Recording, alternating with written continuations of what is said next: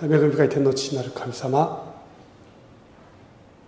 2日目を迎えました。私たちにとってはもう耳慣れていて何度も耳にしている内容ではありますけれども、事態に応じてまだ必要に応じてもう一度信仰の原点に立ち返り、私たちのいる場所、立っている場所があなた様の予言の道の正しいところに正しく立っているかどうかをきちんと確認する良い時間となりますように、まだこの大切なメッセージに触れてない方々にとっては、神様、この真理に新しく接し、新しく真理の目がしっかりと開かれる、そういう時間となりますように導きください。講師の先生の労念になってくださり、最後まで、正しくあなた様に用いられる時間でありますように祝福してください。イエス様の皆によってお祈りいたします。アーメン。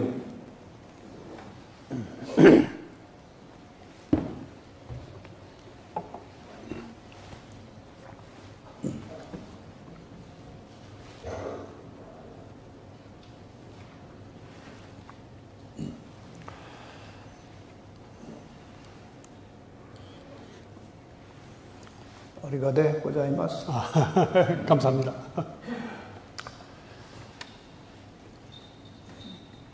지금 우리가 살고 있는 이 지구 인류의 역사는 선과 악이 싸우고 있는 그런 역사입니다. 私たちが今生きているこの地球の歴史はですね、霊的な善とそして悪の戦いの時代です。근데 선에도 악에도 그 사령관, 대장이 있어요. そして善にも悪にもですね、その司令官となる方がいます。이 선의 대장으로 나오는 이름은 이제 미가엘이라고도 되어 있는데, 그는 이제 예수님을 가리키는 것입니다. 善の川のですね、司令官はミカエルとも言われているイエス・キリストです。근데 악의 사령관, 악의 대장은 사탄입니다. そして悪の司令官はサタンですね。 근데 예수님은 이 땅에 오셔서 나타나신 바 되셨고, 지금도 예수님은 우리와 함께 일하시는 것이 확실합니다. イエス・キリストはこの地上に人間となって来られましたし、そして今もなおですね、私たちと確かに一緒にいてくださいます。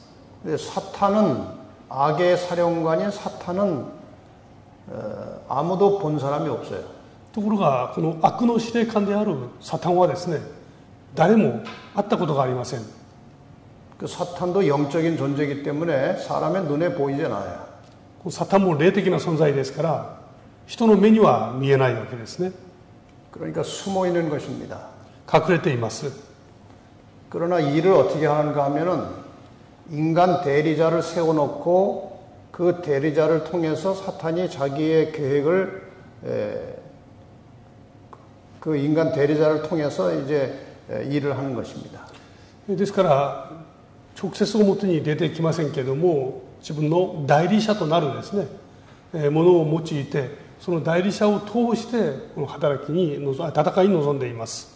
근데 성경에 보면 예언상으로 보면 누가 사탄의 일을 대행하는지, 누가 사탄을 대리해서 어떤 일을 할 것인지가 예언으로 다 나와 있어요. ところが聖書を見ますと、誰がどのようなものがですね、この悪魔の代理者として働くことになっているのか、それが聖書の中に詳細に記録されています。 그것을 우리가 잘 알아야 돼요. 私たちはそのことをよく理解する必要があります。 그것을 알아야 성경 예언상으로 그 사탄의 대리자가 누구며 어떤 일을 하는지를 우리가 알아야 이렇게 방지할 수 있고 대항할 수 있고 싸워서 이길 수가 있어요. この悪魔の代理者として働く者が誰で、そしてどのような方法で戦うのかを知ってこそですね、私たちもそれに対して準備をし、そして戦って勝利を得ることができるわけです。 오늘 이제 공부할 다니엘서 7장에는 이 지상에서 누가 사탄을 대리해서 일할 것이고 그가 무슨 일을 할 것인지 그런 것들이 오늘 공부하실 다니엘서 7장에 상세하게 나와 있습니다. 今日はダニエル書7章を勉強しますけれども、この7章を通してですね、誰が悪魔の代理者としてどのように働くのかが詳細に記録されています。 그래서 오늘 공부는 굉장히 중요한 공부예요. そういう意味で今日の勉強はとても大事な勉強と言えます。 그래서 오늘은 두 번째 날 적그리스도, 그리스도를 대적하는 사탄을 대신해서 일하는 그 적그리스도를 아십니까? 이런 제목으로 공부를 하겠습니다. 今日はですね、この6日間のうちの2日目ですね、この反キリストは誰なのかということについて学びます。 우선 전반적인 그 사탄의 전략을 좀 알아보겠습니다. 最初にですね、この悪魔の全体的な戦略というものをちょっと確認いたします。 사탄이 어떤 방법으로 인간들을 멸망으로 이끌어가는지 그 전략을 좀 간단하게 소개하겠습니다. この悪魔がですね、人々をどのようにこの滅びに導くのかというその戦いの戦略を見てみます。 일단 사탄은 무신론, 신을 믿지 못하게 합니다. 사람들이. 最初にですね、人々に神を信じないように導きます。 그 다음에 그래도 자꾸 사람들이 신을 믿으려고 하는 그런 본성이 있기 때문에 자꾸 신을 믿으려고 그래요. それでもですね、人々はこの神を求めるという思いがありますから、神を信じたいという思いがあるわけです。 그래서 잡신들을 많이 만들어 놓습니다. そこでですね、あらゆる神をたくさん作ります。 지금 이 지구상에는 하나님을 믿는 기독교 외에 다른 잡신들이 많이 있어요. 全世界にはですね、キリスト以外にたくさんの数限りなくですね、たくさんのこの信仰があります。 그 잡신들이 여기저기 많이 나라마다 있고 민족마다 잡신들이 있는데 그 잡신들이 아무리 많아도 그 밑에 뿌리는 하나인데 그것이 사탄이에요. この国々によってですね、全世界的に多くの信仰があって神々がいますけれども、実はその全ての神々の根っこはですね、一つですね、それは悪魔です。 근데 여러분이 좀 분별을 하시려면 그 사탄이 만들어 놓은 종교에 상당히 중요한 상징이 하나 나와요. ところがですね、このたくさんの信仰がありますけれども、それはその共通した一つの象徴的なものが一つあるんですね。 그 상징이 뭔가 하면은 뱀이나 용이에요. でそれを象徴するものの一つがですね、分かりやすいものが蛇か竜というのがここに関わります。 여러분 일본에도 잡신들이 많이 있죠. 日本にもですね、たくさんの神々がいますよね。 그 잡신들을 깊이 들어가 보면 아마 그 중에 뱀이나 용 그림이 꽤 있을 거예요. でその中に入っていきますとですね、例えば蛇や竜なんていうのが関わることが結構ありますね。 뱀 그림 보신 적 있어요? 蛇の絵とかをご覧になったことありますでしょうか？ 특별히 불교는 완전히 뱀이고 용이에요. 特にですね、この仏教というのはもう蛇、竜ですね。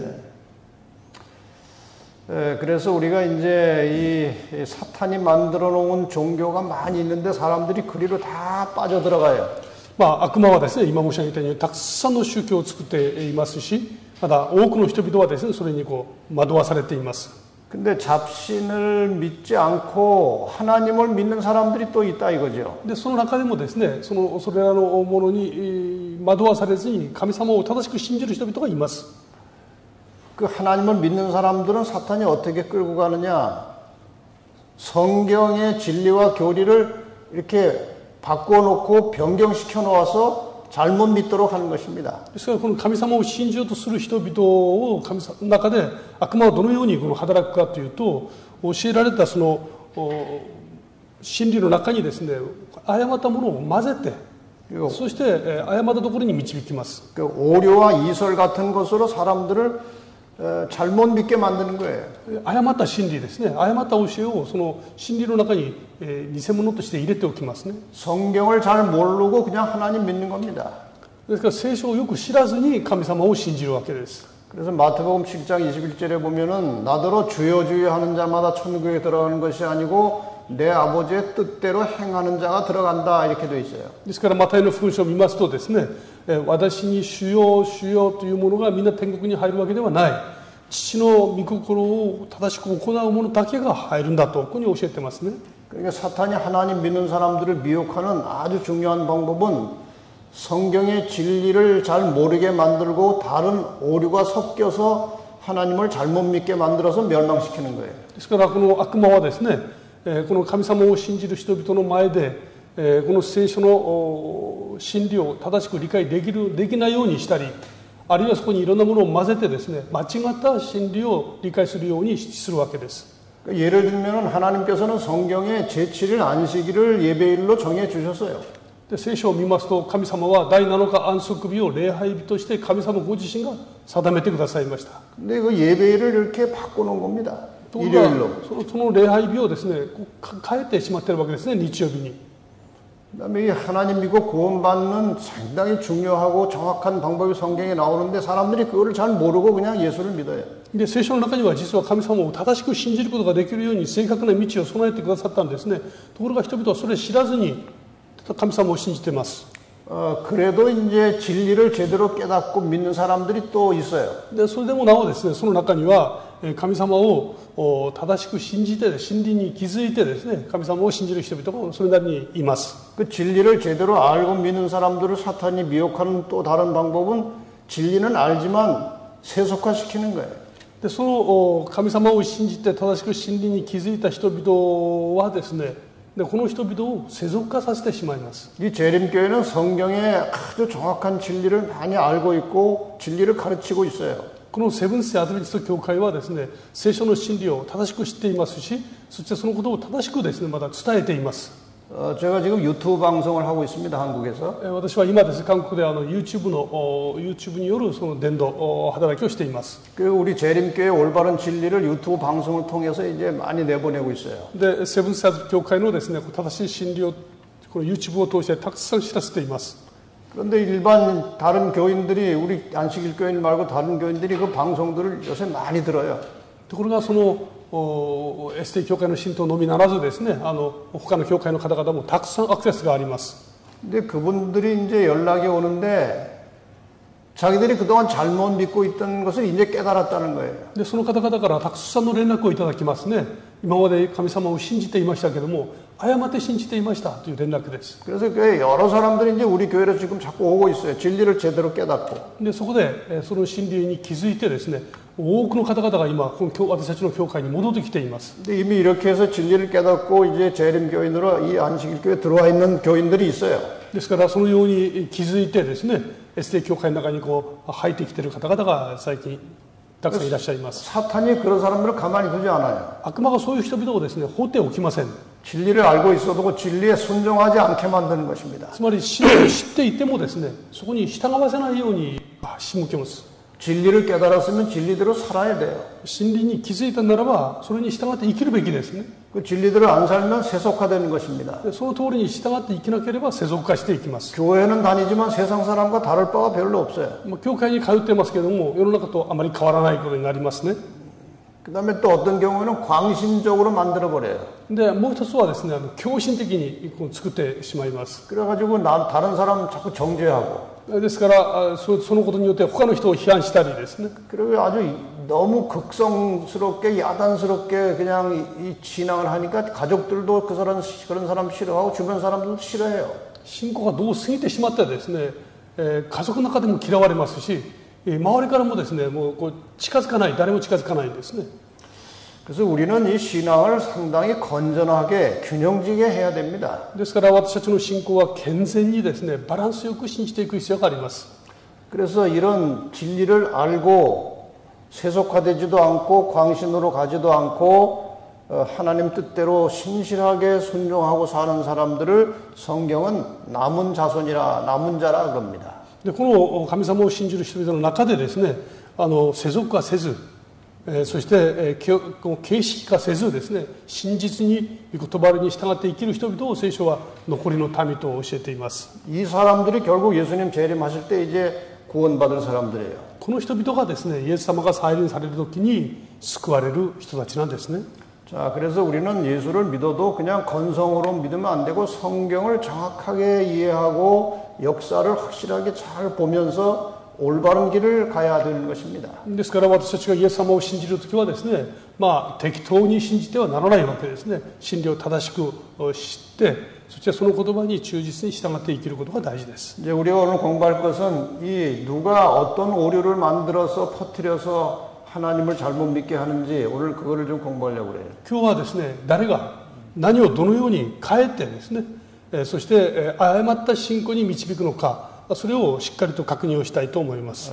이런 내용이 다니엘서 7장에 나옵니다. このような内容がですね、ダニエル書7章に出ています。 어제보다는 조금 더 어렵지만 여러분이 잘 들으시면 이해를 얼마든지 할 수 있어요. 今日はですね、昨日よりは少し難しい内容になってますけども、よく理解いただければと思います。 그래서 오늘 다니엘서 7장을 가지고 적그리스도에 대해서 설명을 좀 하겠습니다. 今日はダニエル書7章を通してですね、反キリストの正体について確認します。 우선 어제 공부하신 다니엘서 2장을 잠깐 복습하겠습니다. 昨日の学びましたダニエル2章の復習ですね。 어제 보신 이 느부갓네살 왕이 꾼 꿈에 이 금으로 된 머리는 바벨론을 상징하는 것이고요. 昨日ネブカデネザル王が見た夢の中に出てきますこの像のですね頭、これはバビロンを象徴しますね。 그다음에 은으로 된 가슴과 넓적다리는 바벨론을 멸망시킨 페르시아를 상징하는 것입니다. そしてこの銀のですね胸と両腕、これはバビロンを滅ぼしたペルシャです。 그다음에 동으로 된 배와 넓적다리는 그리스, 페르시아를 멸망시킨 그리스를 상징하는 것이고요. そしてこの銅のですね腹、この太ももですね、ここはペルシャを滅ぼしたギリシャを象徴します。 그다음에 철로 된 종아리는 그리스를 멸망시킨 아주 강력한 나라 로마를 말하는 것입니다. そしてこの足の部分ですね、ここはギリシャを滅ぼしました強力な国ローマを象徴します。 그다음에 철과 흙이 섞인 발은 로마에서 분열된 열국, 나누어진 나라 시대를 말하고 이것이 지금까지 이어져 내려오는 겁니다. そしてこの鉄と土が混ざってできたローマから分裂した国々ですね、この時代が今までつながってきています。 자, 그런데 이제 다니엘서 7장을 보면 지금 여러분이 여기에서 좀 주의하셔야 될 것은 나라가 4개가 나오고 그 다음에 열국으로 분열됐다는 거예요. ここで皆様が注意されるべきことはですね、4つの国が出てきて、でその後に10の国に分裂しているということですね。 바벨론부터 로마까지 4개의 나라가 나온 다음에 로마가 이제 열국으로 분열됐다는 것을 잘 머리에 두세요. このバビロンから始めてローマまで4つの国が出てきて、その後ローマが分裂してですね、この分裂した国々が出てくるというところです。 자, 근데 다니엘서 7장을 이제 보시면 ダニエル書7章を見ますと、 짐승이 4마리가 올라와요. この獣ですね、獣が4頭出てきます。 이제 그 바다에서 바람이 막 불면서 4번의 큰 바람이 일어나면서 짐승 4마리가 그 바다에서 올라오는 장면을 다니엘이 본 거예요. この海がですね、海で大きな風が起こってですね、この風とともに4頭の獣、つまり4つの国が上がってくるという幻をですね、ダニエルが見ました。 그래서 첫 번째 짐승은 이제 사자고요. で最初の獣はですね、この獅子ですね。 두 번째 짐승은 곰이고 で2頭目の獣は熊です。 세 번째 짐승은 표범이고 そして第3の獣は豹ですね。 네 번째 짐승은 이름이 없고 그냥 무섭고 놀랍고 크고 강한 짐승이 한 마리 또 올라온 거예요. そして4つ目の獣は名前がないんですけども、大きくて恐ろしくてですね、残酷な獣が一つ上がってきました。 여러분 네 마리 짐승 중에 순한 짐승이 있어요? この4つの獣のうちですね、優しい獣があるでしょうか？ 이 네 짐승이 전부 다 사람까지 잡아먹는 아주 포악한 사나운 짐승들이에요. でこの4頭の獣がですね、人を襲う、人の命まで奪う非常に恐ろしい獣なんですね。 그런데 이 성경의 예언을 해석할 때 보면은 다니엘서 7장 17절 23절에 보면은 짐승은 왕이라고 그랬어요. ところがこの4頭の獣をですね、聖書を見ますと、4頭の獣は4つの国だとそう説明していますね。 네 번째 짐승은 네 번째 올라온 나라에 ですからこの4頭目の獣は4回目に出てきた国を象徴しているわけです。 그러니까 아주 사납고 무서운 나라들이라 그 말이에요. ですから非常に残酷で怖い国々だということを象徴しています。 이 나라들이 이제 하나님의 백성들을 공격하는 그런 나라들이라 그런 で 뜻이에요. この4つの国々はですね、神の国、神の民を攻撃する国々だということを説明していますね。 자, 이제 공부해 보시면 왜 이렇게 사나운 짐승으로 표상이 되는지 이해를 하실 수 있어요. でこれから学んでいきますとですね、なぜこのように恐ろしい獣として象徴されているかを理解することができます。 이거 한 마리씩 자세하게 좀 봅시다. 一頭ずつ見てみますね。 첫 번째 짐승은 사자인데 독수리 날개가 달렸어요. で最初の獣はですね、獅子ですけども、ワシの翼がついています。 두 번째 짐승은 곰같이 생겼는데 몸 한쪽을 이렇게 들고 있고 이 사이에 갈빗대 3개를 물었어요. で2つ目の獣は熊ですけども、体がですね、この斜めに傾いていますね。そして口の中には3つの骨を加えています。 세 번째 짐승은 표범 같은데 머리가 4개가 달렸고 날개가 4개가 달렸어요. で3つ目の獣はですね、豹ですけども、頭が4つ生えていて、そして鳥の翼がついています。 이 네 번째 짐승은 이제 짐승 이름이 없기 때문에 이름을 하나 짓겠습니다. 이 괴물 같은 짐승이 올라왔는데 뿔이 10개가 달리고 이가 철로 됐어요. で4つ目の獣はですね、この名前がないんですね。だからもう獣というふうに書いておきます。でこれは10の角を持っていて、そして歯が鉄でできているんですね。 뿔이 10개 달렸다는 거예요. 角が10個あります。 짐승이 몇 마리가 남았어요? 獣が何頭出てきたでしょうか。 4마리. 4頭出てきましたね。 아까 신상에서 나라가 몇 개가 나왔어요? さっきこの巨像ですね、その巨像の中で、国はいくつ出てきたでしょうか。 4나라가 나왔어요. 4つの国が出てきました。 이게 점점 비슷해지죠? で似てきてますね、この予言が。 네 번째 나라 로마에서 발가락으로 이어졌는데 발가락이 몇 개예요? 先ほどの図を見ますと、この像のですね、ずっと伝えていくと足の方に足の指がついてますね。 10개잖아요. 足の指がちょうど10本あるわけです。 근데 이 네 번째 짐승의 뿔이 몇 개예요? ところがこの4頭目の獣はですね、角がいくつあったんでしょうか。 10개. ちょうど角が10個あるわけです。 자, 그러면 이제 우리가 다 어느 정도 이제 눈치를 챈 것입니다. このことはですね、この両方のこの象徴を通して気づかされるものがあります。 자, 다시 신상을 돌아가서 보겠습니다. もう一度ですね、その像の方に移っていきますね。 지금 다니엘 7장의 내용은 다니엘 2장하고 거의 비슷해요. で先ほどの獣が出てきたそのダニエル7章はですね、この像が出てきているダニエル書2章と内容がとても似ています。 여기 날개 달린 사자는 바벨론을 상징하는 거예요. ですがこれはですね、翼がついている獅子、これはバビロンを象徴しているわけです。 그다음에 이 곰은 페르시아예요. そして熊はペルシャですね。 그다음에 이 표범은 그리스예요. そしてこの豹、これはギリシャという国を表します。 그다음에 저 네 번째 나온 괴물은 로마예요. そして4つ目出てきたその怪物ですね、これはローマを象徴します。 로마는 이제 종아리 철로 된 종아리가 로마였죠. で先ほどですね、この鉄でできたすね、これがローマだったんですね。 근데 이 네 번째 짐승에 이가 철로 됐다고 그랬어요. ところがこう 4つ目の獣の歯がですね、これが鉄でできているというふうにありました。 로마에서 이어진 발에 발가락이 10개잖아요. でローマのですね、この像から見ますと足の指が10本ありますね。 이 네 번째 짐승의 뿔이 10개라요. ところが4つ目の獣のですね、角が10個です。 똑같은 겁니다. 全く同じ内容です。 그다음에 그래서 이 로마에서 분열된 열국은 이 10뿔을 가리키는 거예요. ですからこのローマから分裂した10の国はですね、10の角で表されています。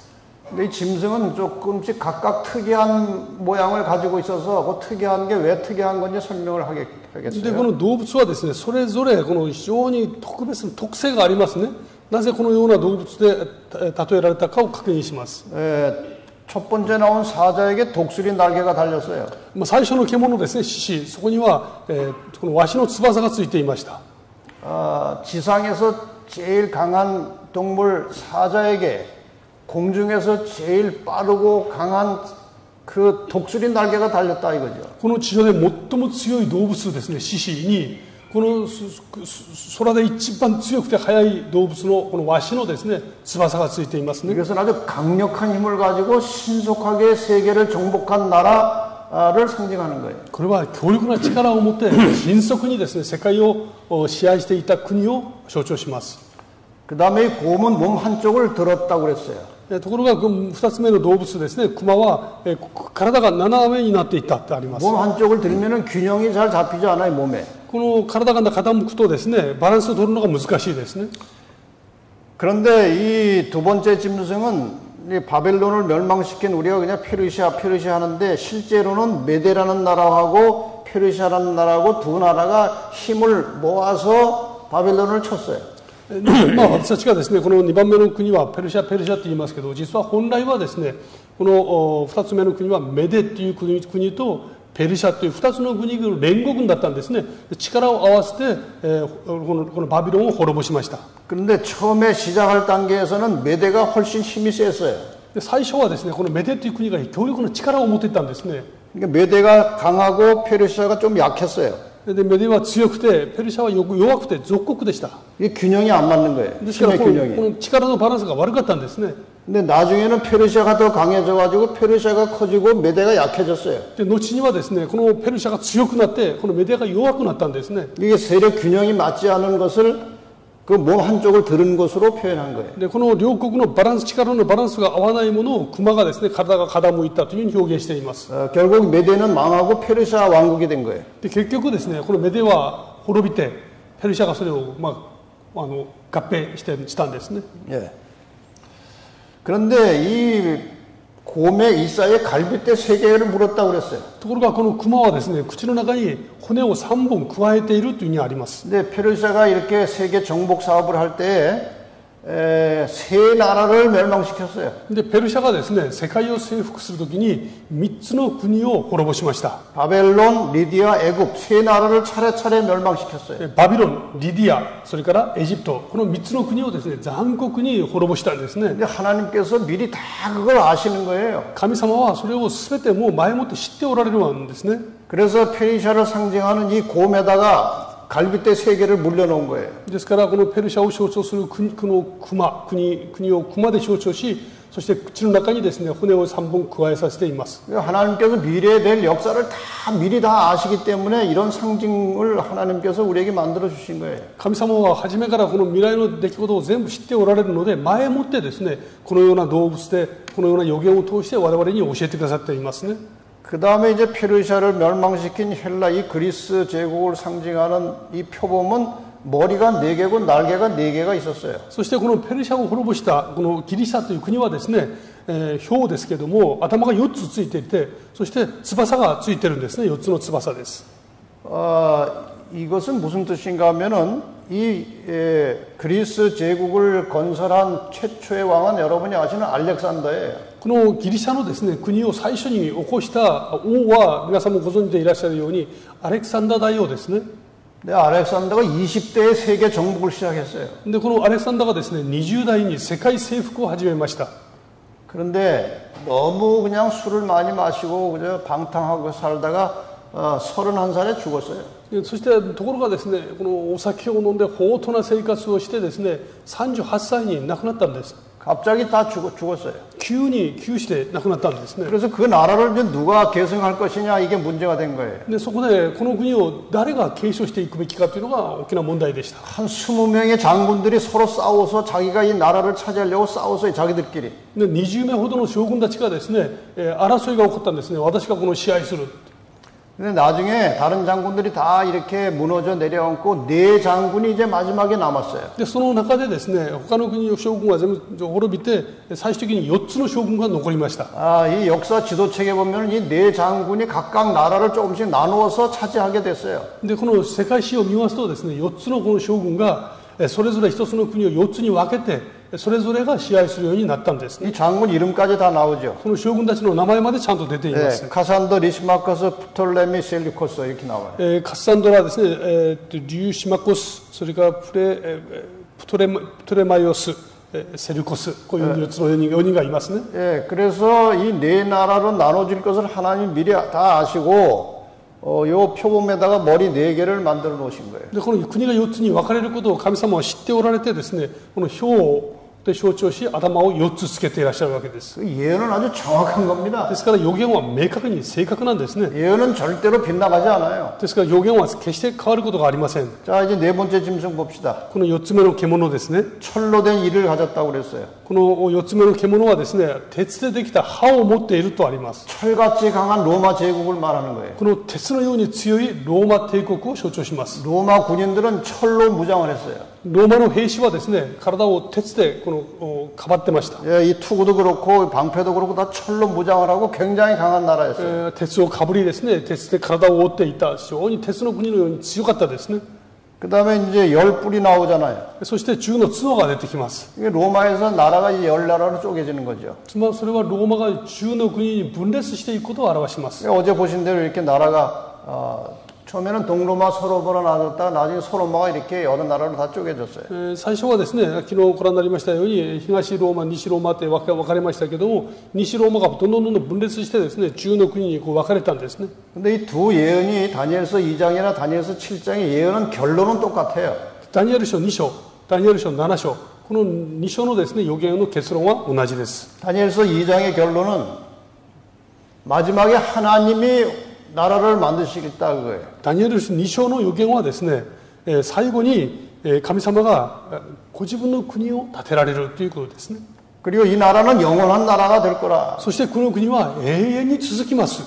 이게 하나님의 나라가 온다는 것입니다. ですから神様の国はですね、永遠に続くわけですね。 여러분이나 저나 지금 우리가 하나님 믿는 것은 그 하나님 나라의 마지막에 하나님 나라에 속한 백성이 되려고 지금 하나님 믿는 거예요. 私たちが神様を信じるのはですね、最終的にこの神様が建てられる国の民となるべく今信じています。 어제 말씀드린 대로 인간 역사의 마지막에 분명히 하나님의 나라가 올 것입니다. 예수님의 재림으로 하나님의 나라가 만들어져요. 昨日勉強いたしました。必ずですね、イエス様のご再臨を通して神の国が建てられます。 여러분 한 사람도 빠짐없이 그 마지막 하나님 나라에 다 들어가시기를 바랍니다. 皆様お一人も欠けることなくですね、その神様が建てられる国の民になっていただきたいですね。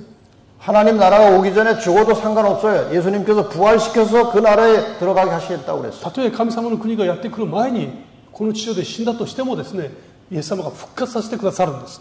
다니엘 7장의 결론은 이겁니다. ダニエル書7章の結論です。 심판이 있을 것이다 이거예요. 裁きが行われます。 심판이 시작되면 세상의 모든 나라의 왕들이 다 권세를 빼앗길 것이다. その時世界のですね、それぞれの国々の王やその権力は全てを失います。 온 천하의 모든 것이 하나님과 하나님의 백성에게 넘어갈 것이다 이거예요. そしてそれら全てはですね、神の御国、神の民にですね、渡されます。 그 나라는 영원한 나라다. そして神の国は永遠に続きます。 결론은 똑같은 것입니다. 結論は同じですね。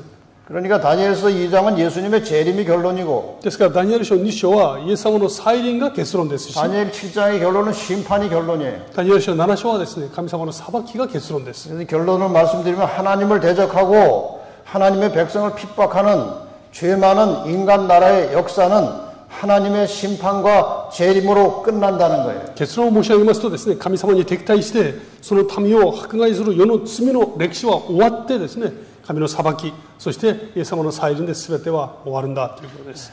전체적인 흐름을 이해하시겠죠? 全体的な流れをお分かりいただきますね。 네. 제가 일본 교회에서 가끔 이렇게 옛날에 GS 때 이렇게 와서 설교를 하면은 마음으로는 다 그렇다고 하는데 겉으로는 그냥 가만히들 계세요. 私以前ですね、支部で働いておりましたけれども、その時も日本に時々お尋ねいたしました。でメッセージをお伝えするとですね、皆さんは心の中ではそうだと思ってもですね、表情は全く変わらないんですね。 지금 제가 말씀드린 거 이해가 됩니까? 今私が申し上げたのはお分かりでしょうか？ 이렇게라도 하세요. うなずいてくだされば通じますね。 네, 뭐 이건 넘어가겠습니다. ありがとうございます。 자, 그러면은 이제 다니엘서 7장을 좀 상세하게 풀어드릴 테니까 잘 들어보세요. ダニエル書7章ですね、詳細に見ていきたいと思います。 다니엘서 7장에 짐승들이 나오잖아요. ダニエル書7章に獣が出てきましたね。 이건 다 악의 세력들이에요. これは全部悪の勢力です。 그림으로 좀 보여드리겠습니다. 絵でですね、ご紹介をいたします。 선은 예수님이 우리의 대장이십니다. この善というのはイエス様は私たちの指導者でいらっしゃいますね。 악은 사탄이 대장이에요. そして悪はですね、これはサタンです。 근데 악은 뱀이나 용으로 나와요. で、この悪っていうのは蛇あるいはサタン、竜で象徴されます。 예수님은 양으로 나와요. イエス・キリストは羊として表現されてますね。 이 땅에서 이제 하나님의 뜻을 잘 알고 세상 사람들에게 하나님의 뜻을 전달하는 게 이제 교회인데 구약 시대에는 이스라엘이 있었어요. 이스라엘. 神様はいつの時代においてもですね、ご自分の民を持っておられるんですね。それは旧約においてはイスラエルの民でした。 이스라엘이 왜 중요한가 하면은 하늘의 하나님이신 예수님이 이 땅에 내려오시는 혈통, 이스라엘의 혈통을 빌려서 예수님께서 이 땅에 오셨기 때문에 이스라엘이 중요한 나라예요. イスラエルがなぜ大事かというとですね、救い主イエス・キリストがイスラエルのその民族の中からお生まれになるというふうにですね、予言されていたのでこれ大事ですね。 근데 여러분 생각을 잘 해보세요. 考えていただきたいと思います。 어제 창세기 3장 15절 설명할 때 여자의 후손이 나오면 뱀 사탄의 머리를 상하게 한다고 했죠. 昨日ですね、漱石3の15を勉強いたしました。その女の末が来られたらですね、その女の末がその蛇の頭を砕くというふうに申し上げましたね。 여자의 후손이 태어나면 사탄은 망하는 겁니다. つまり女の末が生まれますと蛇は滅ぼされる、悪魔は滅ぼされるんですね。 그래서 사탄은 어떻게 해서라도 그 여자의 후손 예수님이 이 땅에 태어나지 못하게 해야 돼요. ですからこの蛇はですね、何とかしてこの女の末がこの地上にお生まれにならないようにしなければなりません。 그래서 사탄이 이 여자의 후손 예수가 이스라엘의 민족의 혈통을 통해서 태어날 것을 사탄이 다 아는 거예요. でこの悪魔はですね、このメシアイエスがイスラエルの民族の中から生まれるということを知ってるんですね。 그래서 이 세상의 여러 가지 악한 나라들을 통해서 이스라엘 백성들을 아주 핍박을 많이 합니다. ですからこの世の中のですね、強い国々を用いてこのイスラエルの民族の抹殺を図るわけです。 여러분이 잘 아는 이야기를 하나 하겠습니다. 皆様がよくご存じでいらっしゃいます話をします。 이스라엘 백성들의 민족의 역사는 애굽에서 시작이 됐어요. イスラエル民族の歴史の物語はエジプトから始まりますね。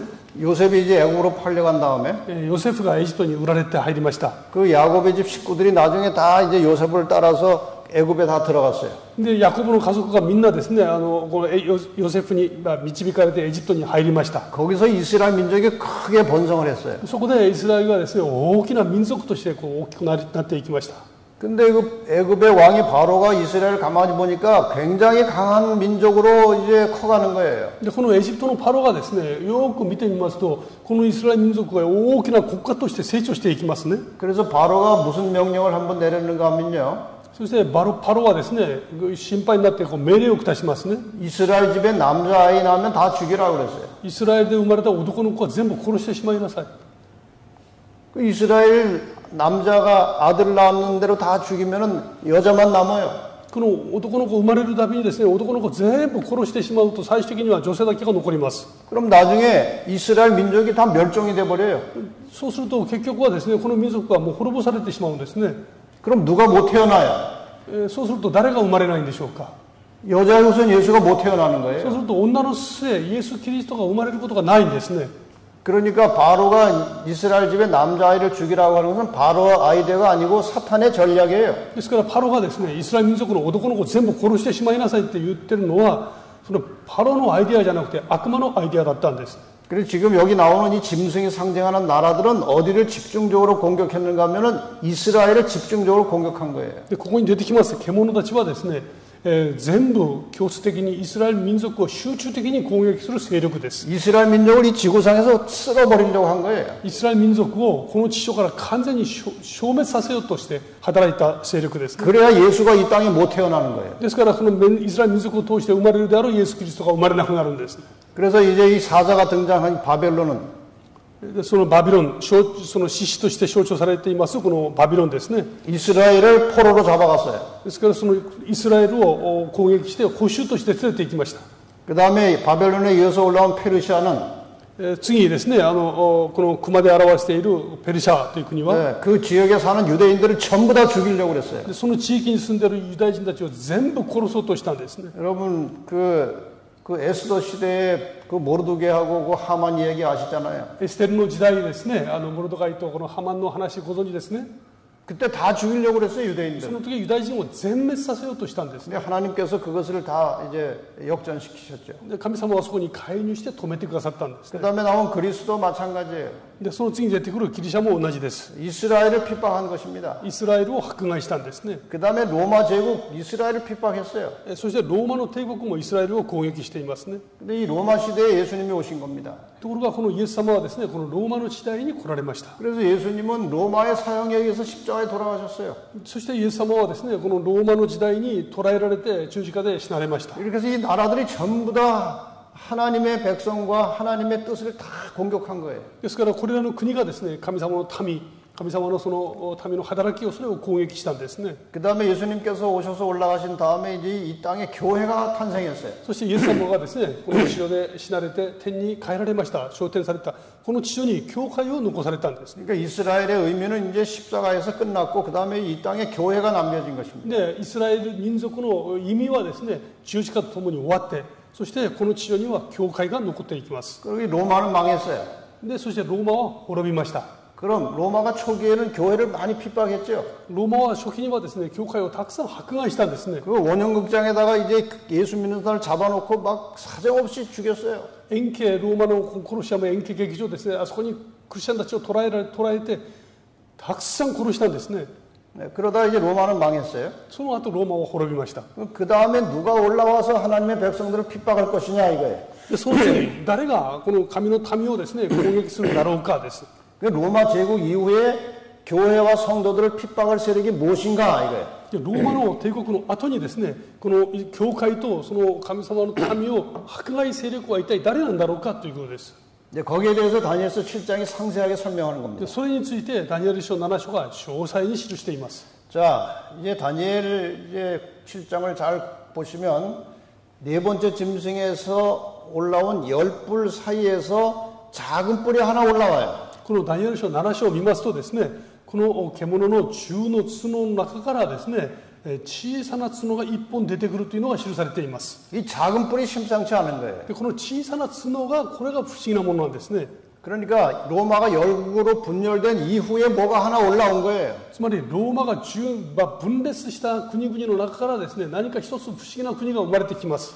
자, 이 작은 뿔에 대해서 성경절을 봅시다. この小さな角についての聖書の言葉を見ます。 한번 읽어보세요. 8節ですね。私がその角を注意して見ていると、その中にまた一つの小さな角が出てきたが、この小さな角のために先の角のうち3つがその根から抜け落ちた。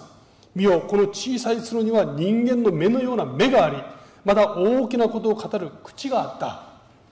이 작은 뿔이 이상합니다. この小さな角が不思議なものなんですね。 그 10뿔 사이에서 작은 뿔이 올라오더니 10の角のうちからこの小さな角が出てきて、 이 먼저 있던 뿔 중에 3개를 다 뽑아버리고 でそのうちですね、先にあった角のうちの3つをですね、抜いてしまって、 근데 이 뿔에 눈도 달리고 입도 달렸어요. でこの出てきた小さな角には口もついて目もついてるんです 이 ね。 말을 크게 했다고 그랬어요. そして大きなことを語るというんですね。 그만큼 힘이 있다는 거예요. 力があるということを象徴します。 여기 보시는 대로 이제 이 짐승에게 10뿔이 달렸어요. この銃の獣のですね、銃の角がついてますね。 여기 작은 뿔이 올라왔어요. ここに小さな角が出てきました。 작은 뿔이 올라오는데 눈하고 입이 달린 뿔이 でこの 올라왔어요. 小さな角のところにですね、口と目がついていますね。 그런데 이 작은 뿔이 구체적으로 무슨 일을 할 것인지가 이제 24절, 25절에 나와요. ところがこの小さな角が具体的にどういう働きをするかがですね、24節、25節について書いています。 첫 번째, 세 왕을 복종시킨다고 그랬죠. で最初はですね、3つの国を滅ぼす、屈服させる。 두 번째는 말로 지극히 높으신 자를 대적한다고 그랬는데 그 지극히 높으신 자는 하나님이에요. ところがここにですね、言葉でもって糸高き方に敵対して語ると言いますけど、ここで言う糸高き方というのは神様なんですね。 하나님께 덤벼드는 세력이에요. 神様に歯向かってくるわけです。 뿐만 아니라 하나님의 백성들, 성도를 괴롭게 하겠다고 그랬어요. そして、この神様を信じる神様の民を苦しめる。 하나님 백성들을 핍박하겠다는 거예요. 神様の民を迫害しますね。 그 다음에 때와 법을 바꾸겠다고 그랬어요. そして時と立法を変えるとあります。 그 다음에 성도들이 핍박을 얼마 동안 받느냐? 한 때, 두 때, 반 때 동안 핍박을 받는다고 그랬어요. そしてこの神様の生徒たちが信徒たちがどれぐらい迫害を受けるかというと、一時、二時、半時の間だと言いますね。 여러분, 그러면 이 작은 뿔이 누군지를 우리가 알아야 돼요. そうすると我々はですね、この小さな角が誰かを知る必要があります。 오늘날 수많은 기독교인들이 작은 뿔이 누군지를 잘 모르기 때문에 속아 넘어가고 있어요. 今日ですね、多くのクリスチャンたちがこの小さな角が誰かを知らないので騙されていますね。 그럼 이 작은 뿔이 누군지 한번 이제 역사적으로 살펴보겠습니다. でこの小さな角は誰かというのを歴史上でしっかり確認します。 일단 작은 뿔은 역사적으로 로마 제국이 분열된 이후에 10뿔이 분열된 상태인데 그 10뿔 사이에서 올라왔으니까 로마 제국이 분열된 이후에 작은 뿔이 나와야 됩니다. このローマの国というのはですね、小さな角というのはローマの国が中に分裂した後に出てくる国じゃなければなりません。 그 다음에 이 분열된 나라를 상징하는 그 10뿔이 주로 유럽의 국가들이기 때문에 작은 뿔은 유럽에서 나와야 돼요. そしてこのローマのですね、国が分裂した国々ですけど、これの国々がヨーロッパの国々なんですね。ですからこの小さな角というのはヨーロッパの中から生まれてこないといけません。 그러니까 이 작은 뿔은 또 하나님의 백성들을 핍박하겠다고 그렇기 때문에 역사적으로 하나님의 백성들을 죽이고 핍박한 그런 과거의 역사가 있어야 되는 겁니다. でこの小さな角はですね、神様の生徒らを悩ます、迫害するというふうに書いてありますから、この小さな角は実際の歴史上ですね、神様を信じる人々を苦しめた歴史を持っている国じゃなければなりません。 이 세 가지에 적합하게 들어맞는 세력이 하나 있어요. この3つにですね、ピタッと当てはまる勢力が一つあります。 이건 제가 신문에서 확인했어요. これは私が新聞で、 한국의 중앙일보 신문이에요. 韓国の新聞でですね、こういう記事が出てきました。 읽어보세요. 西洋中世のカトリック教会は、すなわち世界そのものだった。ローマのバチカンは世界の政府であり、教皇は西ヨーロッパ全体の国家における元首であった。特に13世紀に入って教会の権限はその頂点に達した。教会の権限は世俗にまで拡大され、教会が全てを決定するに至った。 자, 그러니까 이 로마가 열국으로 분열된 이후에 아주 조그마한 세력으로 올라와서 세상을 지배하면서 하나님 백성들을 박해한 세력은 딱 하나인데 그게 로마 천주교 카톨릭이에요. ローマがですね、中の国に分裂して、そしてそこから出てきた小さなその一つの国が大きな力を持ってですね、そして神様の民を迫害して苦しめたというのは一つしかありません。それはローマカトリックですね。 이때는 로마 교황이 그 황제들도 이렇게 폐지할 수 있고 황제를 세우기도 한 굉장한 힘을 가진 그 중세 시대 역사가 있어요. この時はですね、このローマのカトリックのこの教皇がですね、このそれぞれの国々の皇帝まで自分で好きなように首にしたり変えたりすることができた圧倒的な力を持っていました。 다시 이제 이 그림으로 돌아가서 それを絵にちょっと戻っていきますね。 저 로마가 망한 후에 하나님의 백성들을 핍박하고 박해할 세력은 이제 10뿔 사이에서 올라온 작은 뿔이죠. このローマが分裂してですね、そしてイスラエルの民がローマが滅びて、ローマが滅びて、そして出てきた国がイスラエルの民を迫害したその一つの国ですね。それは小さな角から出てきた一つの国ですね。 이 작은 뿔이 이제 이 로마 이후에 하나님의 백성들을 핍박할 세력으로 여기 가르쳐 주신 것입니다. この小さな角、中の国から出てきた小さな国が、これがですね、イスラエル民を苦しめる勢力だということです。 그러니까 이제 중세 시대 이후에 하나님의 백성들을 핍박하고 하나님을 대적하는 세력은 역사적으로 교황권이 확실합니다. この中世時代にですね、ローマから分裂して出てきた小さな一つの国、しかもイスラエル民を、神様の民を迫害した、歴史の中で迫害した勢力は一つしかありません。 그럼 과연 이 교황의 작은 뿔이 상징하는 교황권이 아까 그 5가지 하는 일을 다 성취했는지 하나씩 제가 따져보겠습니다. でこの教皇権というのがですね、ローマの教皇権が先ほど条件がありましたね。その条件を全部満たすような勢力なのかどうかを確認します。 첫째, 이 작은 뿔은 세 뿔을 뽑는다고 그랬어요. この小さな角はですね、3つの角を引き抜くとあります。 그 역사를 보면은 이 교황과 그 10나라 중에서 3나라가 교황하고 뭐 뜻이 안 맞았어요. ちょっと歴史を見ますとですね、この3つの国がこの教皇と意見の対立が大きな対立があったんですね。 교리적으로 두 파로 나눠졌는데 教理的にですね、2つにこう分かれたんですね。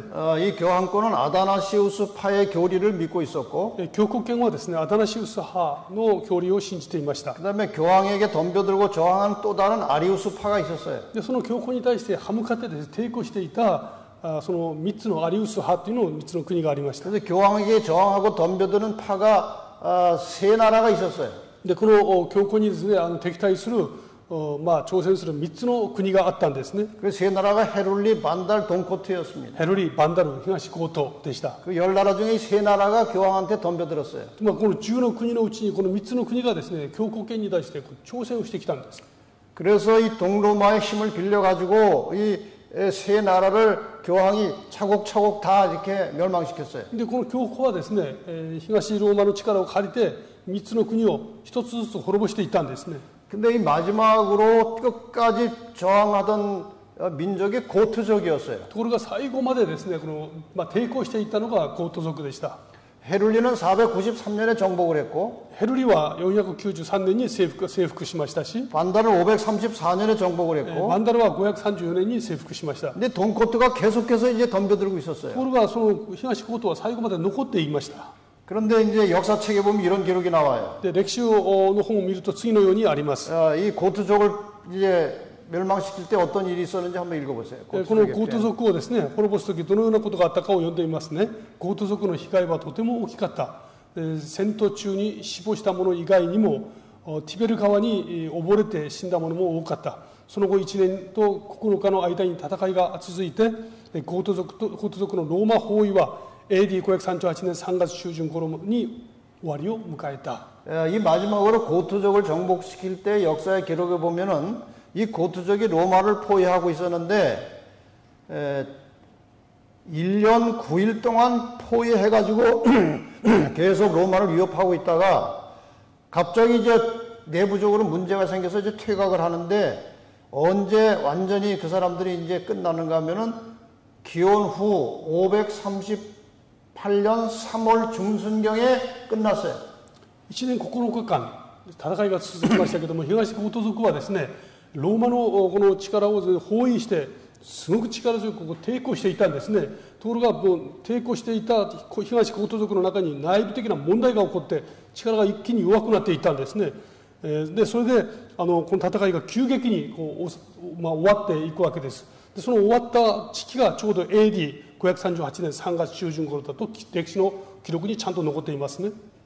그러니까 교황이 이제 아무런 저항 없이 마음대로 세상을 통치할 수 있었던 그 시작된 해는 538년이에요. ですから教皇がですね、自分の意思に逆らうことがなく自分の思いままに世界を統治するようになったのが538年。 538년을 여러분이 잘 외워두세요. 중요한 해입니다. 538年というのはとても大事な時期ですから、私たちは頭の中に覚えておく必要があります。 몇 년이라고 그랬어요? 何年でしたっけ？ 538년. 538年です。 이때부터 교황이 마음대로 세상을 통치한 겁니다. この時からですね、この教皇権はですね、自分の思うように世界を統治し始めました。 그 다음에 작은 뿌리 또 한 일은 말로 하나님을 대적한다고 그랬어요. そしてもう一つこの小さな角はですね、言葉を持って神様に歯向かうとあります。 이것은 본인이 하나님 행세를 하겠다 그 말이에요. これは自らが神であるということを宣言するものですね。 이 천주교 기록에 보면 이런 역사적 기록이 나와요. このカトリックの歴史を見ますと次のような記録が残っています。 읽어보세요. 読んでみますと、教皇はその多くな権威と崇高さのゆえ、単なる一人の人間ではなく、いわゆる神であり、神の代理者である。 여러분 이게 아주 무서운 죄예요. これは本当に恐ろしい罪なんですね。 루스벨이 하늘에서 하나님을 반역할 때 자기가 하나님처럼 되고 싶었어요. ルシファーはですね、天で神様と戦う時ですね、自分が神になろうとしたんですね。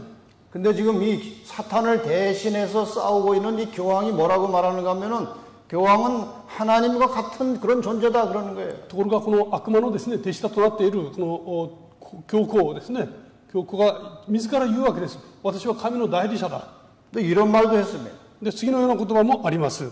教皇は天と地と地下世界の王として酸素の冠をかぶっている。そして1515年5月ラテン宗教会議で次のように宣言される。あなたは地上にいるもう一人の神であられる。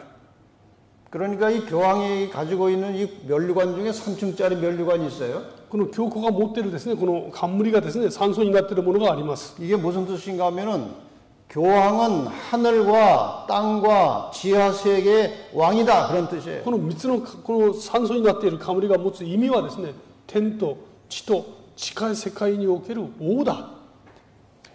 1512년 라테란 종교회에서는 이런 선언까지 했습니다. 1512年のですね、ラテラン宗教会議においては次のような宣言が正式になされました。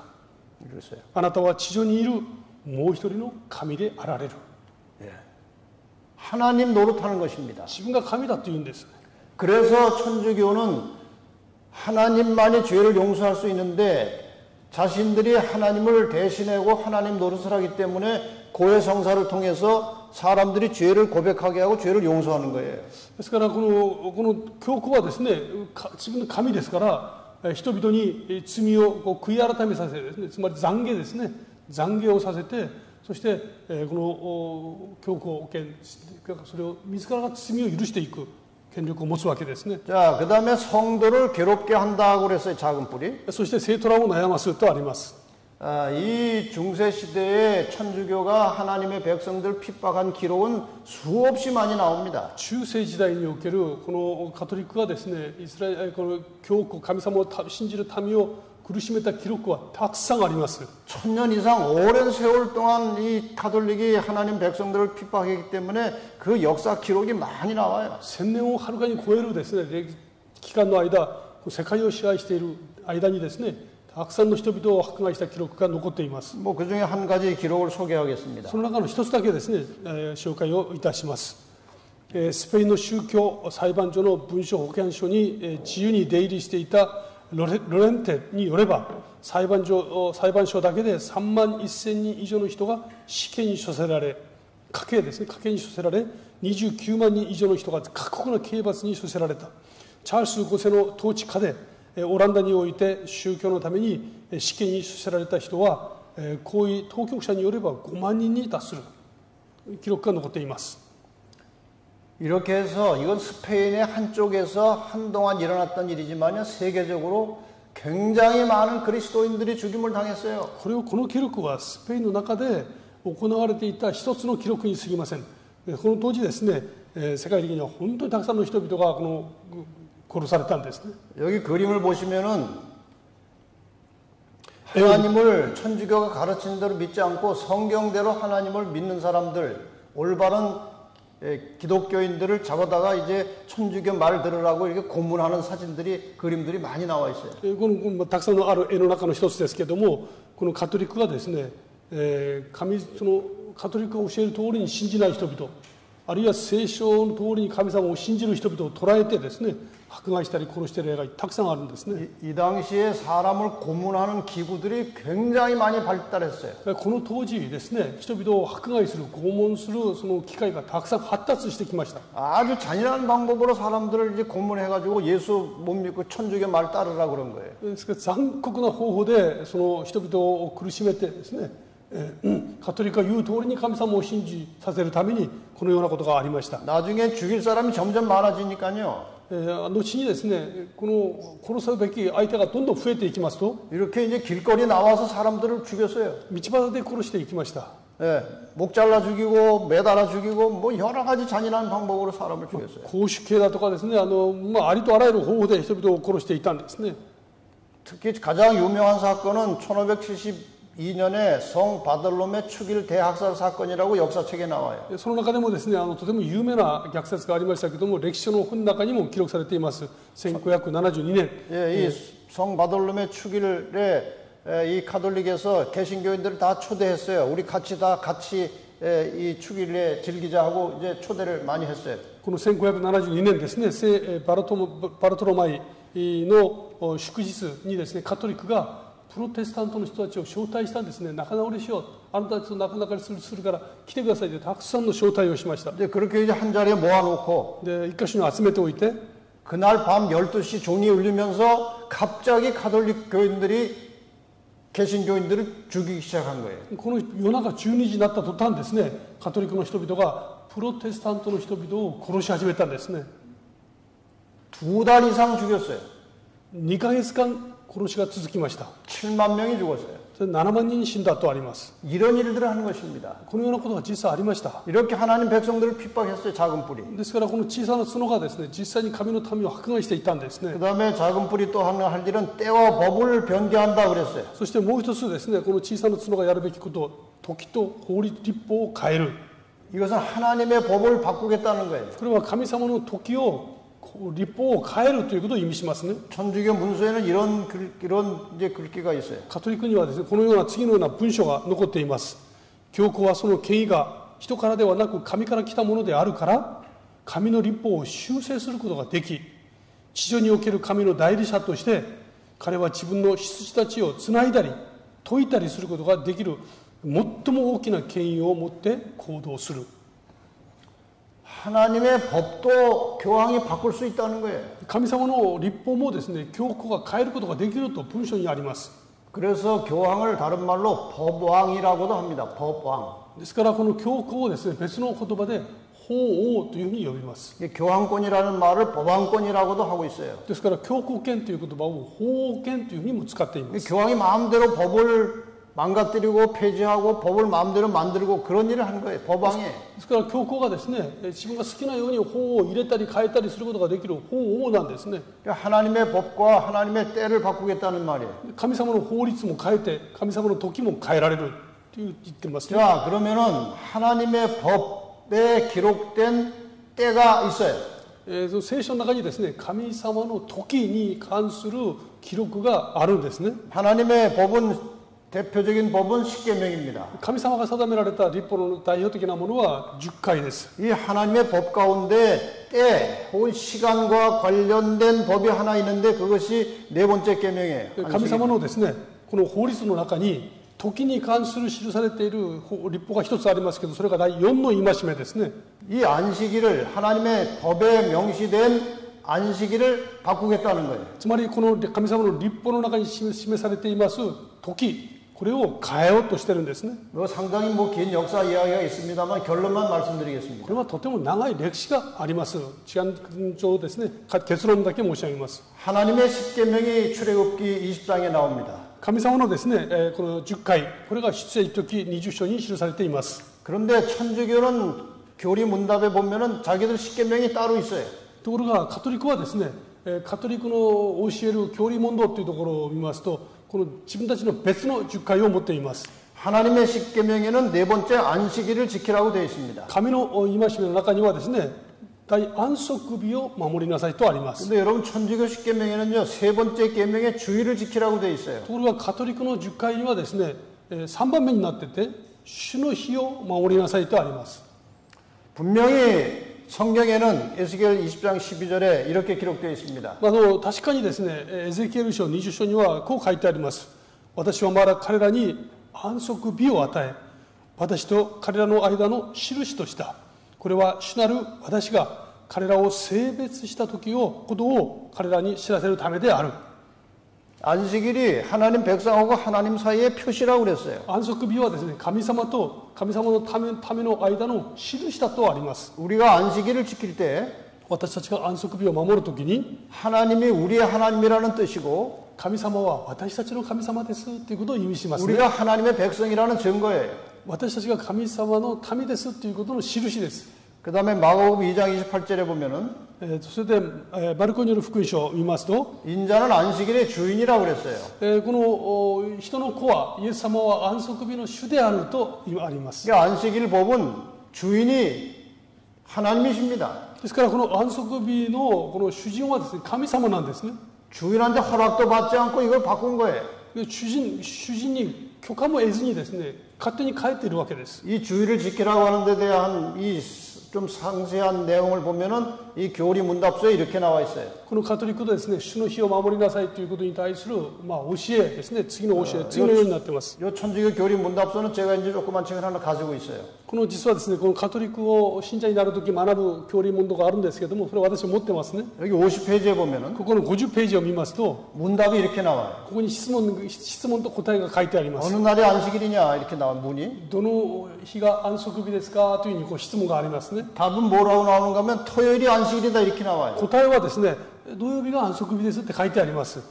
그 다음에 다시 나와요. 우리는 왜 토요일 대신 일요일을 지키는가? でそこに続いて問題がですね、それは私たちはなぜ土曜日の代わりに日曜日を守りますかというふうに質問があります。 그 다음에 가톨릭 교회가 라오디게아 정교회에서 그 존엄성을 토요일에서 일요일로 옮겼기 때문에 우리는 일요일 날 예배한다. それに対する答えはですね、我々カトリック教会がラウディケア宗教会議で土曜日から日曜日に変えましたであります。 하나님의 법을 교회에서 회의해가지고 바꾼 거예요. で神様の立法をですね、教会で人々が集まって会議して変えちゃったんです。 이게 잘못된 거죠. でこれは間違いですね。 그래서 이제 전체 계명을 보면 이렇게 되어 있습니다. でこの10回を見ますと次のようにありま 여러분 す。 십계명은 잘 아시죠? この10回はご存知でいらっしゃいますね。 천주교 십계명은 이렇게 10가지예요. でカトリックの10回はですね、これ違うんですね。 그런데 두 번째 계명이 천주교 십계명에는 하나님의 십계명 중에 두 번째 계명이 천주교 계명에는 없어요. でこの神の10回のですね、2番目のものがですね、カトリックの10回にはありません。 하나님 십계명은 두 번째 우상을 만들어 섬기지 말라고 되어 있어요. この神の10回はですね、偶像を作ってはならないとあるんですね。 천주교는 그걸 지워버렸어요. カトリックはそれを消しちゃいました。 왜? 우상을 만들고 있으니까 걸려요, 그거는. なぜかというと、たくさんの偶像を作ってますから困るわけです。 그래서 지워버렸어요. そして消してしまいました。 세 번째 계명이 두 번째로 올라갔어요. ですからこの3つ目がですね、2つになりました。 천주의 이름을 불러 헐맹세하지 말라. そのあなたの神主の名を乱れに唱えてはならないですねとありますね。 그러니까 이제 네 번째가 세 번째로 올라온 거예요. 두 번째가 없어졌으니까. 4番目がですね、2つ目がなくなりましたから4番目が3つ目にこう上がってきたわけです。 근데 나중에 가보니까 하나가 모자라는 거예요. 当然この1つ足りなくなりますね。 두 번째를 지었으니까 하나가 모자라요. 2つ目を消しましたから足りないわけです。 그러니까 열째 계명을 두 개로 나눴어요. ですから10番目を2つに分けました。 십계명의 열째 계명은 네 이웃의 아내나 소유를 탐내지 말라 그랬어요. この10番目ですね、あなたの隣人の家を貪ってはならないとありますけども、 천주교 십계명은 하나가 모자라는 게 두 개로 나눠가지고 남의 아내를 원치 말고 남의 재물을 탐치 말라 이렇게 해서 10개를 세웠어요. 詳細な中身をですね、2つに分けました。隣人の妻を欲してはならない、隣人の財産を欲してはならないと2つに分けましたね。 자, 작은 뿔이 때와 법을 바꾸겠다고 그랬어요. この小さな角がですね、時と立法を変えるとあります。 안식일의 시간, 안식일의 때와 하나님의 법 십계명을 바꾼 거예요. ですからこの安息日のですね、時、そしてその4番目のこの立法をですね、変えてしまいました。 그러니까 이 예언도 천주교가 정확하게 성취한 것입니다. ですからこの予言もですね、カトリックは正確に成就させたんですね。 그 다음에 한 때와 두 때와 반 때 동안 성도를 핍박하겠다고 그랬어요. そして、もう一つですね、一時、二時、半時の間にこの生徒らを悩ますとありま 이거는 す。 핍박하는 기간을 말하는 거예요. これは迫害した期間を言います。 그런데 이 때라고 하는 말이 어려운 말이에요. ところがこの時という言葉が難しいんですね。 그런데 여기 단서가 이 해석할 수 있는 단서가 다니엘 11장 13절에 나와요. この解釈することができるこのものがですね、ダニエル11の13に出てきますけれども、問題はですね、이게 문제가 여기 틀립니다. 일본하고 조금. 그래요? 때하고 패가 두 개로 안 나눠지지가 않습니다. 근데 원래 이 성경에 원래 이제 말은 몇 때, 몇 해가 똑같다는 거예요. 実はですね、私は別の聖書の言葉を引用していますけれども、韓国語の聖書と日本語の聖書の訳が多少違うところがあってですね、韓国語の聖書、つまりこの聖書はですね、時、そして年という言葉が2つ並行して並んでるんですね。時と年というのが。 근데 그 원래 이 다니엘서 7장은요, 아람어로 기록이 되어 있어요. ダニエル書7章というのはアラム語で書かれているんですね。 다니엘 2장의 부분 한 부분부터 다니엘 7장까지는 아람어로 되어 있어요. ダニエル書2장에서 2장에서부터 7장까지 아람어로 되어 있어요. ダニエル書2章から7章までがですね、アラム語で記録されています。 근데 아람어로 이 때라고 하는 말이 무슨 말인가 하면은 でこのアラム語で時という言葉の意味があるんですね。 이단이라고 되어 있어요. 이단. これは一旦という言葉がアラム語が使われています。 그 이단이라고 하는 말은 어떤 해, 년 그런 거예요. で、この一旦という言葉は実はもう一つの意味を持っていまして、それは年、年という意味を持ちます。 그러니까 이 한때라고 하는 것은 한 1년을 말하는 거예요. ですからこの一時ということは一年を表しますね。 그러니까 한때, 두때, 반때를 다 합치면 세때 반이고 그것이 3년 반이에요.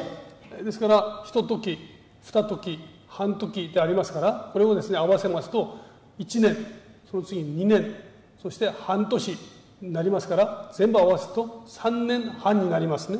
그래서 이 3년 반이라는 말은 개월로 개월수로 하면은 42달이에요. で、この3年半というのはです、月に変えますと42ヶ月になります。 그러니까 3년 반이면 42달이잖아요. 3年半というのは42ヶ月ですね。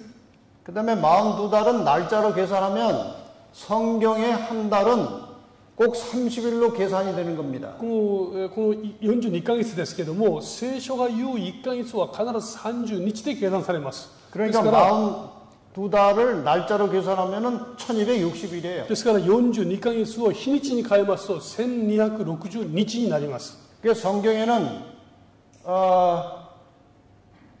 한때, 두때, 반때도 나오고 42달도 나오고 1260일도 다 나와요. 이 말이 다 나와요. 実は聖書を見ますとですね、一時、二時、半時ということで表現された時と、42ヶ月と表現される時と、1260日と表現される時が全部出てます。 이게 다 이제 로마 교회가 하나님의 백성들을 핍박하는 기간이 이렇게 다 나와요. ところがこの全ての期間はですね、ローマのこのカトリックがですね、神様の民を迫害する期間としてこの3つの表現として象徴されています。 그런데 우리가 성경의 역사를 이제 예언으로 풀어 나갈 때, 성경의 예언을 역사적으로 풀어 나갈 때 그 하루를 1년으로 계산하라고 하는 법칙이 나와요. ところがですね、聖書に記されている予言を解くときに、1日というのは必ずですね、1年で計算しなさいというその予言を解くための規則、法則というのがちゃんと聖書の中に記されています。 에스겔 4장 6절에 보면은 일일이 1년이라고 나와요. エゼキエル書4章6節を見ますと、1日は1年で計算しなさいとありますね。 그러니까 1260일은 실제 기간으로 1260년이에요. ですからこの1260日というのは実際の期間としては1260年になります。 그러니까 1260년 동안 로마 교회가 하나님의 백성들을 핍박하겠다 그 말이에요. ですからこのローマ教会がですね、1260年の間にイスラエルの神の民を迫害するということがですね、明らかなんですね。 네, 그러니까 이 교황의 권세가 1260년 동안 하나님의 백성들을 박해할 것이라고 예언된 겁니다. つまりこの教皇権がですね、神の民を1260年間迫害するということが聖書の中に予言されているわけです。 그런데 이것이 언제부터 1260년인가 우리가 이걸 알아야 되겠죠. で、これがいつから1260年なのかを知る必要がありますね。 교황이 다른 세력에 막혀가지고 마음대로 못하다가 아리우스파에 속한 그 대적들 세 개를 차례차례 세 뿔을 뽑았다고 그랬죠. 先ほど申し上げましたね、教皇がですね、いろんな国々からこの妨害されて自分の思うようにこの力を発揮することができなかった。でその時妨げていたのがアリウス派の3つの国があるということを先ほど申し上げました。 그러니까 로마 교회에 저항하던 세 뿔을 뽑았는데 마지막 뿔 고트족을 언제 멸망시켰다고 했어요. このローマの方にですね、抵抗していた3つの国がありましたね。3つの角を引き抜いた。で最後に引き抜いたものが何でしょうか。いつでしょうか。 아까 중요한 연대라고 외워두시라고 그랬죠. さっきですね、この年はとても重要な年ですというふうに申し上げました。 몇 년이에요? いつですか。 538년이에요. 538年ですね。 538년부터 교황이 아무 저항 받지 않고 세상을 마음대로 통치할 수 있게 된 거예요. この538年からですね、教皇は妨げられることなく好きなように世界を牛耳ることができるようになったんですね。 그러니까 이 교황의 권세는 언제부터 시작됐는가 하면 538년부터 で 시작된 すか 거예요. ら実際に具体的にですね、この力が発揮されたのは538年からなんです。 근데 언제 교황이 더 이상 힘을 못 쓰고 망하게 됐느냐 이거예요. で、この教皇がですね、いつその力を失って滅びてしまったのか。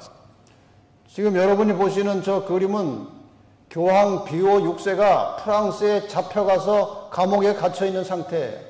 ここのですね、一つの絵がありますけれども、これはですね、最後の教皇ピウス6世がフランスに捕まって連れて行かれてですね、刑務所の中に寝かされている絵です。 언제 잡혀가는가 하면 1798년에 잡혀갔어요. いつ捕らえられて連れて行かれたかというと1798年ですね。 죽기는 그 다음에 1799년에 죽었어요. 死んだのはその翌年に死にました。 근데 잡혀간 때부터 이미 아무런 힘이 없는 거예요. もうしかし捕虜となって連れて行かれる時からその全ての力を失っていますね。 1798년 가가지고 이제 교황이 이제 몰락을 한 겁니다. 1798年に教皇は完全に没落をしたんですね。 자, 그러면 이제 우리가 계산할 수 있어요. そうすると我々が計算することができます。 538년에 교황권이 이제 세워지고 마음대로 행세할 수 있게 됐습니다. この538年にですね、この教皇権は自立して自分の力を発揮することができました。 그러다가 1798년에 이제 교황이 몰락했어요. そして1798年にこの教皇権はですね、完全に没落したんですね。 그러니까 이 기간이 이제 교황이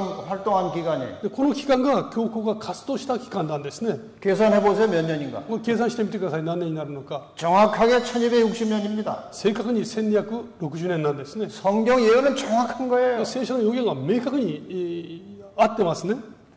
그래서 다니엘서 7장에 예언된 적그리스도 작은 뿔이 교황이라고 하는 사실은 100% 사실이에요. ですからこのダニエル書7章に書いてあります小さな角、これはですね、他ならぬ教皇権であるということは間違いないわけですね。 100%。 종교 개혁을 일으킨 말틴 루터도 교황이 적그리스도라는 사실을 공개적으로 발표했어요. 宗教改革を行ったマーティン・ルターですね。マーティン・ルターもそれを公に明確に言っています。このパウロが第2のテサロニケ2章3節から4節に次のようにありますね。すべて神と呼ばれたり、拝まれたりする者に反抗して立ち上がり、自ら神の宮に座して自分は神だと宣言すると記録された存在はここにいる。反キリストである不法の者、すなわち滅びの子がいる。彼は神の律法を削除し、神の戒めの上に自分が作った戒めを高めた。私たちはここに教皇権が真の反キリストの位置に座していることを確信することができる。 교황권이 적그리스도라고 하는 것은요, 안식일 교인들이 하는 이야기가 아니고 이미 종교개혁 시대의 종교개혁자들이 전부 다 이렇게 판단을 하고 결론을 내린 것입니다. 教皇権がですね、これが反キリストだというのはセブンス・アドベンチスト教会が言っている言葉ではありません。すでにですね、宗教改革が起こったその時代から改革者たちがですね、教皇権こそが反キリストだという結論を明確に出しています。 자, 그런데 성경이 뭐라고 다시 예언이 되어 있는가 한번 봅시다. 聖書の中にもう一つの予言ですね。 지금 1798년에 이제 이 비오 6세가 프랑스 발랑스 감옥에 갇혀 있었어요. 1798年ですね、フランスのバランスの牢獄にですね、ピウス6世が捕まっていました。 그런데 다니엘서 7장 11절과 12절에 보면은 이런 말씀이 나와요. ところがダニエル書7章のですね、11、12を見ますと次のような言葉があります。 私はその角の語る大いなる言葉の声がするのを見ていたが、私が見ている間にその獣は殺され、その体は損なわれていて燃える火に投げ入れられた。その他の獣はその主権を奪われたが、その命は時と季節の車で伸ばされた。 이 작은 뿔이 이제 죽게 된 것 같은 줄 알았는데, この小さな角がですね、死んだと思ったんですね。 다른 짐승들은 다 권세를 빼앗기고 다 망했어요. で他のこの獣たちはですね、全ての力を失って消滅したんですね。 그런데 이 작은 뿔은 생명이 보존됐다 그랬어요. ところがこの小さな角はその命が保存されていたとあるんです。 그러니까 죽은 것 같지만 아직 안 죽었다 그거예요. つまりこれは死んだと思ったけども実は死んではいなかったという。 정한 시기가 이르기를 기다리게 됐다는 말은요. で決まった時が至るまで待っていたっていうんですね。 언제 때가 되면 이 교황의 권세가 다시 살아날 것이라는 예언이에요. でこの教皇の力がですね、時が来たらまだ蘇ってくることを表します。 그런데 여러분 지금 교황이 살았어요? 죽었어요? で教皇権は今、教皇は今生きてますか死んでますか。 성경 예언 그대로 다시 살아났습니다. 聖書の予言通りにですね、生きて帰ってきてますね。 예언이 얼마나 정확하게 성취되었습니까? 聖書の予言が明確にですね、成就されているんですね。 계시록 13장이 이렇게 설명합니다. 黙示録の13章に次のようにあります。その頭の一つは死ぬほどの傷を受けたが、その致命的な傷も治ってしまった。そこで全地の人々は驚き恐れてその獣に従い、 죽게 된 것 같더니 다시 살아났다 그랬어요. 상처가 났다. 死んだと思ったのにですね、その傷が癒されたんです。 자, 내일 저희는 계시록 13장을 공부하면서 이 죽은 것 같은 교황이 어떻게 살아났고 살아난 이후에 어떤 일을 할 것이며 이 마지막 시대의 교황이 어떤 방법으로 하나님을 대적하고 하나님 백성들을 핍박할 것인지 내일 상세하게 공부할 것입니다. 明日私たちはですね、黙示録の13章を勉強します。そこでこの死んだと思ったはずのこの獣がどういうふうに起き上がって、そしてその後ですね、どのようにこの神の民を迫害していくのかというのを詳細に勉強します。 자, 이제 여러분 제가 결론적으로 이제 말씀을 드리고 오늘 시간을 마치겠습니다. 結論ですね、これを話をして申し上げて終わりにしたいと思います。 이 기독교 신앙과 근본은 진리는 다수결로 결정되는 것이 아닙니다. キリスト教の信仰の本質はですね、多数決で決まるものではありません。 이 진리를 사람들이 회의해가지고 바꿀 수 있는 게 아니에요. この真理をですね、人々が集まって会議して変えられるようなそういうようなものではありません。 어떤 정치적 권력이나 종교적 권위로 이 기독교 신앙의 원칙이나 교리를 만들면 안 되는 겁니다. この政治的な権力や宗教的なですね、権威を持ってキリスト教のこの原理、真理をですね、勝手に作ることはできないんですね。 기독교는 오직 성경만 가지고 가르쳐야 돼요. キリスト教はですね、唯一聖書のみで教えなければなりません。 하나님의 말씀 성경을 고치면 안 돼요. この神様の言葉を聖書をですね、勝手に変えてはならないんですね。 기독교 신앙의 기준은 오직 성경으로만 결정될 수 있는 것입니다. ですからキリスト教の信仰の土台、これは唯一聖書なんですね。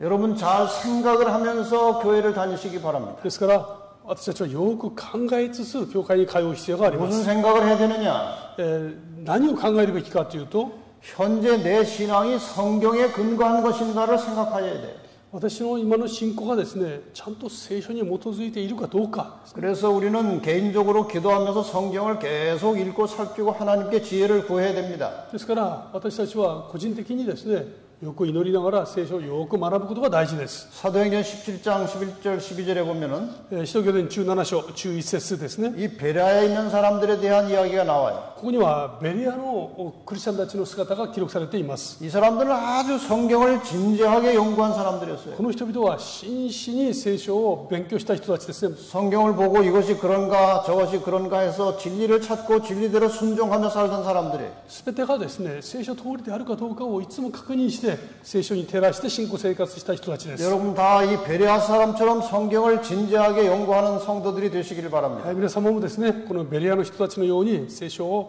絶えず研究する皆様でありますようにお祈りいたします。 그 다음에 중요한 것은 이 성경을 통해서 진리를 발견하면은 즉시 순종하는 마음이 있어야 돼요. そしてもう一つ大事なのはですね、この真理をちゃんと見出したならば、それにちゃんと従って生きる生き方が必要ですね。 진리는 바로 깨달았지만 순종하지 않으면 아무 소용이 없는 것입니다. 真理はちゃんと分かりましたけども、それに従わないならば意味がありません。 베드로전서 1장 22절 말씀을 봅시다. 第一ペテロ1の22節ですね。あなた方は真理に従うことによって魂を清め、偽りのない兄弟愛を抱くに至ったのであるから、互いに心から熱心に愛し合いなさい。 진리에 순종함으로 우리의 영혼이 깨끗하게 된다고 그랬어요. 真理に従うことによって私たちの魂がきれいになるんですね。 이 영혼이 깨끗해지면 다른 사람들을 미워하지 않고 사랑할 수 있게 된다는 것입니다. この魂がきれいになればですね、他の人を本当に愛することができるんですね。 다시 질문 드리겠습니다. もう一度ですね、皆様にお尋ねいたします。 당신은 기독교인으로서 성경의 진리를 찾고 계십니까? 皆様はですね、クリスチャンとして聖書の真理を追い求めておられますか？ 그리고 진리를 발견하면은 진리를 순종하는 일에 희생할 각오가 되어 있습니까? そして真理を見出したならばですね、この真理に従って生きるというそういう犠牲を、個人的な犠牲を払う覚悟がありますでしょうか？ 안식일의 예를 들어보겠습니다. 安息日を例として挙げてみます。 성경을 공부해서 안식일이 참 현재 토요일이고 이 안식일에 예배를 드려야 된다는 진리를 깨달았어요. 聖書を見ますと、この安息日こそが神様が定められたその日であり、そしてその日が礼拝の日だということを知ります。 이 안식일을 지키는 것이 하나님의 백성들의 도리예요. ですから安息日を守ることはですね、神様の民の義務ですね。 그런데 안식일을 지키려고 하니까 내가 손해를 좀 보는 것 같아. ところが安息日を守ろうとするとですね、自分にマイナスが生じるわけです。 그럼 안식일을 지킬 때 손해가 될지라도 그 손해를 감수하고 희생하면서라도 진리대로 따를 마음이 있습니까? 그거예요. で、そうなった時ですね、例えばこの真理、神様の真理に従えば、ちょっと損するけれども、損することがあろうとも神様の御言葉に従って生きる覚悟があるかどうかが問われるんですね。 예를 하나 드리겠습니다. 一つ例を挙げてお話しします。 제가 이제 안식일에 이제 집에서 나와서 교회를 가려고 나왔는데 私が安息日ですね、教会に行こうと思って今出てきました。 어떤 사람들은 저한테 와가지고 ある人が私に来てですね、 우리 급한 일이 하나 생겼는데 와서 한 3시간만 도와주시면 1,000만 원을 드리겠습니다. 그러는 거예요. いや、とっても今急なことがあって、来て3時間だけ助けてくだされば、100万円お渡しします。 제가 갈까요? 안 갈까요? 私は行くでしょうか、行かないでしょうか。 1,000만 원 아니라 1억 원을 준다고 해도 저는 안 갑니다. 100万円どころかですね、1000万くれても私は行きません。 하나님의 말씀을 순종하는 일에 있어서는 절대로 양보하면 안 돼요. 神様の御言葉に従っていくということにおいてですね、私たちは譲るべきではないんですね。 목숨까지라도 바칠 각오가 되어 있어야 하는 것입니다. 命までも差し出すぐらいの覚悟が私たちには必要なんですね。 그래서 세 번째 질문이 이겁니다. ですから3つ目の質問はこうです。 하나님 말씀 순종하는데 희생이 필요한데 그 희생이 죽음이라면은 목숨까지 내버릴 만한 순교자의 신앙을 가지고 있느냐 하는 거예요. 神様の御言葉に従っていくために必要なものが犠牲であるならばですね、その犠牲のために例えば命まで差し出す殉教者としてのその決心が私たちにあるのかどうかですね。 우리 믿음의 선조들이 그 로마의 교회 박해에서 많이 죽었어요. 私たちの信仰の先祖たちがですね、ローマの迫害の中でたくさん命を奪われました。 그러니까 예수를 믿다가 잡혀가면은 기회를 한번 줬습니다. イエス様を信じてですね、そして捕まっていくとみんな機会をくれるわけです。 네가 지금 믿고 있는 거를 포기하고 하나님 말을 듣지 않으면은 살려주겠다 그거예요. 今あなたがこの信じていることを諦めれば命は助けてやる。 교회가 말하는 대로 시키면 살려주겠다 이거예요. 我々の教会が言う通りにすればあなたは死なずに済む。 많은 사람들이 그거 포기하고 다 죽었어요. 多くの人々がそれを諦めてですね、命を奪われました。 부활의 확신을 가지고 죽었어요. 復活の確信を持ってですね、その死んでいたんですね。 예수님께서 이런 말씀을 하셨거든요. イエス様がこのように語られました。自分の命を得ている者はそれを失い、私のために自分の命を失っている者はそれを得るであろう。 우선 살기 위해서 자기 목숨을 구하기 위해서 진리를 포기하는 자는 죽을 것이고 끝까지 목숨을 걸고 하나님께 나가는 자는 살 것이다 그 말이에요. この目先の命を得るためにですね、真理を放棄する者はやがてそれを命を失い、しかし命をも恐れずですね、神様の真理に生きる人は必ずそれを得ることができる。 예수님께서 이렇게 말씀하셨어요. イエス様は次のようにおっしゃいました。それからイエスは弟子たちに言われた。誰でも私についていきたいと思うなら自分を捨て、自分の十字架を追って私に従ってきなさい。 예수님께서 너희가 나를 따라오려거든 자기 십자가를 지고 나를 따라오라고 그랬어요. 私に従いたいならば十字架を背負って私に来なさいとおっしゃいました。 요즘에 많은 기독교인들이 예수 믿고 구원받는 것은 좋은데 예수를 따라가는데 십자가를 짊어지고 가는 것은 싫어합니다. この日多くのクリスチャンたちがイエス様を信じていますけれども、イエス様に従っていくために十字架を背負うことは拒否感がありますね。 여기 그림을 잘 보시기 바랍니다. ここの絵がありますけど、よく見ていただきたいんです。 이 부활절에 이제 행사를 하는 거예요. 부활절 행사. これは復活祭のですね、セレモニーなんですね。 예수님의 이제 순환주간에 이제 십자가를 짊어지고 이제 가는 것입니다. イエス様の苦難主にですね、十字架を背負って歩いてるんです。 근데 이 사람 얼굴을 내가 이제 가려놨는데 この人の顔をちょっと私隠しておきました。 힘이 하나도 안 들어요. 십자가를 짊어지고 가는데. この人ですね、全く苦しくないんですね。 아, 저 무거운 십자가를 짊어지고 가는데 어떻게 저게 힘이 하나도 안 들까 얼굴에는. この十字架のですね、重い十字架を背負っているのに顔の表情は全然苦しくないんですね。 아, 그런데 밑에다 보니까 바퀴를 달아놨어요. 십자가에다가. とで下を見たらですね、そこにちゃんとこのタイヤというかこう車輪がついてるんですね。 다른 사진도 보니까 바퀴를 달아놨어요. 십자가 지는데. 他の写真を見たらちゃんと車輪がついてるんです。 이게 요즘 그리스도인들의 모습이에요. これが最近今日のですね、クリスチャンたちの姿なんですね。 십자가를 바퀴 달고 가는 거예요. 쉽게. この十字架にですね、車輪をつけてたやすく運んでいるんですね。 그래가지고는 하나님 나라에 가기가 쉽지 않습니다. これではですね、真のクリスチャンとは言えません。 예수를 따라가려면 십자가를 지고 어떤 희생도 각오해야 돼요. イエス様に従うならばですね、自ら犠牲を払う覚悟が必要ですね。 로마서 8장 17절에 ローマ書8章17節ですね。もし子であれば相続人でもある、神の相続人であればあって、キリストと栄光を共にするために苦難をも共にしている以上、キリストと共同の相続人なのである。 자, 여러분 십자가를 짊어지실 각오를 하고 계십니까? 皆様はですね、十字架を背負って歩まれる覚悟が終わりでしょうか。 마지막 시대에 교황권이 다시 힘을 얻고 일어났어요.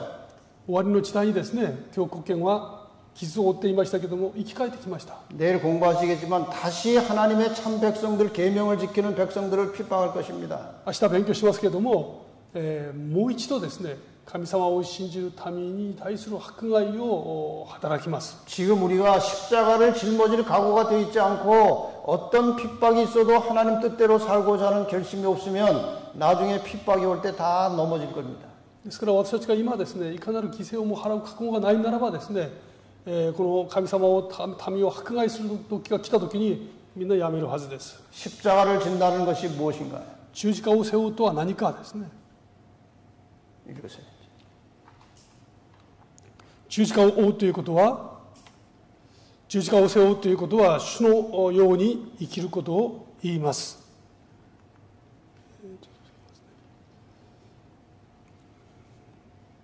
私の思いではなく主の御胸に従って生きることを言い、真理を見出して神の御胸を知ったならば、たとえその道が険しくともいかなる犠牲を払おうとも神の御胸に従うことこそが十字架を背負うことを意味するんですね。十字架の道は険しくても苦しいものですが、最後にたどり着くところは栄光の冠が待っています。主は十字架の上で死なれたように真理である主に従って生きることは命をも差し出すことを意味します。自分の命を得ている者はそれを失い、私のために自分の命を失っている者はそれを得るであろう。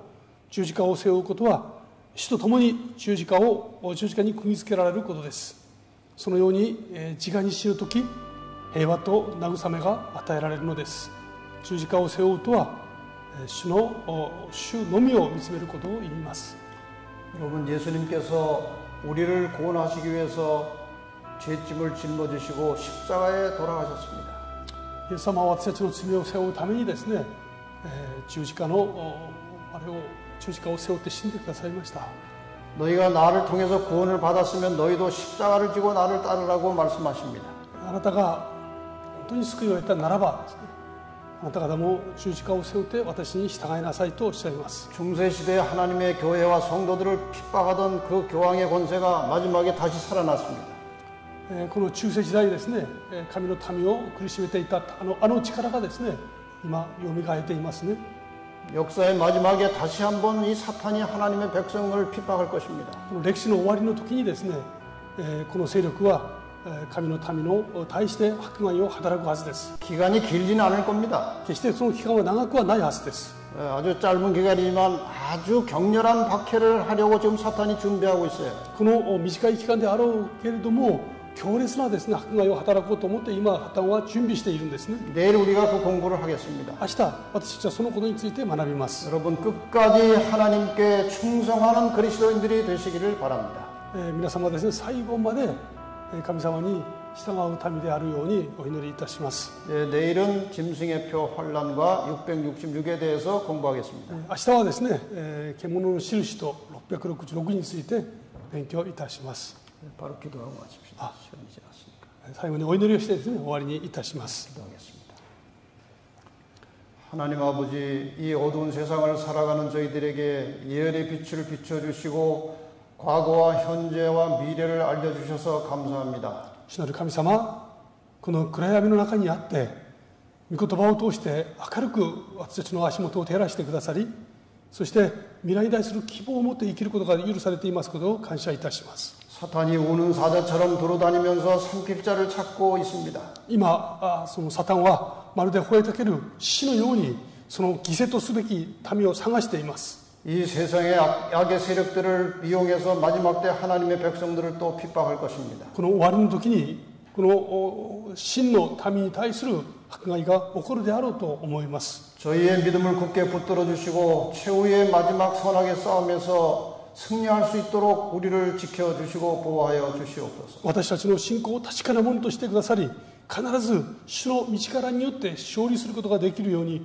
私たち一人一人を祝福くださいますようにお祈りいたします。 우리의 목숨을 버리고서라도 주님을 끝까지 따라갈 수 있는 그런 확고한 믿음을 갖도록 하여 주시옵소서. いかなる犠牲をも払って必ず主の勝利を私たちの勝利としていく信仰を得ることができますように祝福ください。 이 마지막 시대에 사탄이 세상의 악의 세력을 통해서 아무리 우리를 핍박하고 우리를 공격할지라도 끝까지 믿음을 지키며 마침내 모든 환난과 핍박을 극복하고 최후의 승리를 할 수 있는 재림 성도들이 되게 하여 주시옵소서. この悪魔によるいかなる迫害があろうとも主の御助けと力によって必ず勝利して勝利の歌を高く歌う私たちセブンス・デー・アドベンチストでありますように祝福してください。